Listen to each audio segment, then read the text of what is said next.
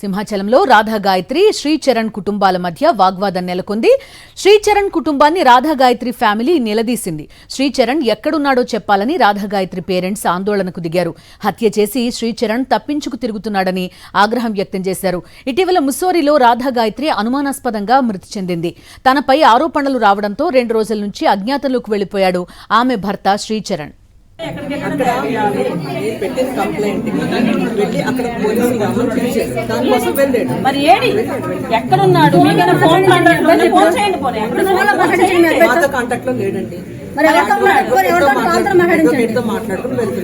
Advocate అంటే ఆ advocate number మాకు ఇవ్వండి. ఆయనతో కూడా మేము మాట్లాడతాం. అసలు ఏం జరుగుతుందో తెలియాలి కదండి.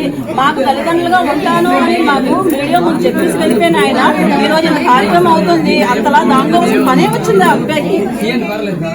లేదండి, ఇది మనస్పర్ధలు వచ్చేదే కాబట్టి మీరు నిజాలు ఒప్పుకోవాల్సిందే. మీ అబ్బాయి ఏంటి అన్నది చెప్పండి. అడ్వకేట్ వరకు మనకి ఎందుకండి, మేము అడ్వకేట్ తెచ్చుకుని మాట్లాడుతున్నామని భయం ఎందుకండి? మా అమ్మాయి ఏ తప్పు చేయలేదు కాబట్టి నా ఫ్యామిలీ అందరూ నాకు తోడుగా వచ్చారు. 200 కుటుంబాలకి మేము దోషులుగా నిలబడ్డాం. ఇవాళ అందరూ మమ్మల్ని అడుగుతున్నారు ఏంటి జరిగింది గుచ్చి అడుగుతున్నారు. మాకు సమాధానం కావాలి. మీ అబ్బాయి అయితే రావాలంటే రాకపోతే నేను ఒప్పుకోను.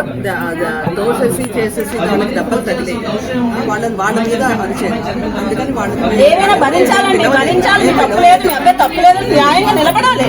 మీకు పెళ్లి చేయించిన ఆవిడ ఎక్కడికి వెళ్ళింది? ఆవిడ రప్పించండి అందరినీ. మీరు కూడా గ్రౌండ్ లో తీసుకురండి అందరినీ. ఎందుకు ఇంత రాగి ఎందుకు మీరు ఒక్కరు బాధపడాలి? నాకు ఆర్డరు అనేసి వాళ్ళందరికీ పరిచయం చేసి వాళ్ళ ఇంట్లో 3 రోజులు 4 రోజులు కూర్చొని అన్ని పనులు చేయించుకుని వాళ్ళ ఎంగలాగా కూడా ఎత్తించుకుని ఈ రోజు ఇంత పెద్ద కార్యం చేసినప్పుడు వాళ్ళు ఎందుకంటారు? నాకు ఇవన్నిటికీ కావాలని ఈయన గురించి వదిలే నాకు చెప్పండి. నా కూతురు న్యాయం నాకే కావాలి. ఎందుకంటే నాకు అడుపు చెంచుకొని పుట్టింది ఆ పిల్లకి. అందుకే ఎంత బాధ ఉందో నాకు. అంతకన్నా 3 ఇంకులు మేము చచ్చిపోవాలా చెప్పండి. మేము ఇద్దరం 2 నిమిషాలు పట్టదండి చావడానికి. కానీ దాని మటర్ ఏంటని తెలిస్తేనే తప్ప నేను నా ఊపిరి తీసుకోవాలి. చచ్చిపోతామండి. మీ అబ్బాయి తప్పు చేశాడు అని మీరు ఒప్పుకోవాల్సిందే. చేశాడు మీకు తెలుసు. వాడు సైకో అని నా కూతురు 100 సార్లు చెప్పినా మీరు వెనకేసుకొచ్చారండి. మీరు 100 సార్లు చెప్పినా వెనకేసుకొచ్చారు. నువ్వు సర్దుకో అని చెప్పారు. ఎప్పుడు చెప్పలేదండి. అమ్మాయి తను కావాల్సినట్టు తను అనుకున్నట్టు చెప్పండి. వాళ్ళ అయిపోయింది. వాళ్ళ కార్యక్రమాలన్నీ అయిపోయాయి. నా కూతురుని చంపిన మృగం చరణ్ శ్రీచరణ్ ఎవడో వాడికి శిక్ష పడాలండి.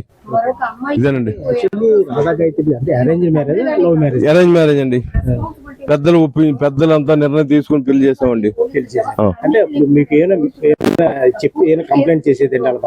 కంప్లైంట్ అంటే ఇవేనండి. లేనిపోని చెత్త పనులన్నీ చేస్తుండేవాడండి మా అమ్మాయి మీద. లేనిపోని చీప్ ట్రిక్స్ ప్లే చేసాడండి. ఇంకేం లేదు. మా అమ్మాయిని ఎదుర్కోలేక, మా అమ్మాయికి చాలా తెలివైన పిల్ల, మా అమ్మాయి చాలా ఇదైంది అండి. మా అమ్మాయి చాలా ఇదైంది. మా అమ్మాయి తాలూకు ఇది ఎదుర్కోలేక వాడు చీప్ ట్రిక్స్ ప్లే చేసేవాడు. వాళ్ళ ఫ్రెండ్స్ ముందు బ్లేమ్ చేయడం, తర్వాత ఆఫీస్ లో కొలీగ్స్ ముందు ఇచ్చేయడం, తర్వాత ఎవరైనా రిలేషన్ ముందు ఇచ్చేయడం, ఇటువంటి పిచ్చి పిచ్చి పనులన్నీ చేస్తుండేవాడు. మేము చెప్పాల్సింది చెప్పామండి. రిపోర్ట్ కోసం వెయిట్ చేస్తున్నాం. ఏం జరిగింది అసలు? మీరు ఎందుకు స్పందించట్లేదు? పారిపోలేదండి. అడ్వకేట్ అడ్వైస్ తో వెళ్తున్నాడు వాడు. అడ్వకేట్ తో సహా వెళ్తున్నాడు. అడ్వకేట్ ఏం చెప్పారో మాకు తెలియదు. అడ్వకేట్ తో సహా ఇక్కడ ఎలా ఉంటారండి? అక్కడ పిలిచినప్పుడు ఇక్కడ ఎలా ఉంటాడండి? అక్కడ వెళ్తున్నాడు. అటే వెళ్ళాడు. దుబాయ్ వెళ్ళలేదండి. భార్య కార్యక్రమాలు జరుగుతున్నప్పుడు కనీసం అక్కడ కంప్లైంట్ ఉండడం వల్ల ఇక్కడ ఉండడానికి అవ్వలేదు. మరిన్ని అప్డేట్స్ కోసం ఛానల్ ను సబ్స్క్రైబ్ చేయండి. నోటిఫికేషన్స్ కోసం బెల్ ఐకాన్ పై క్లిక్ చేయండి.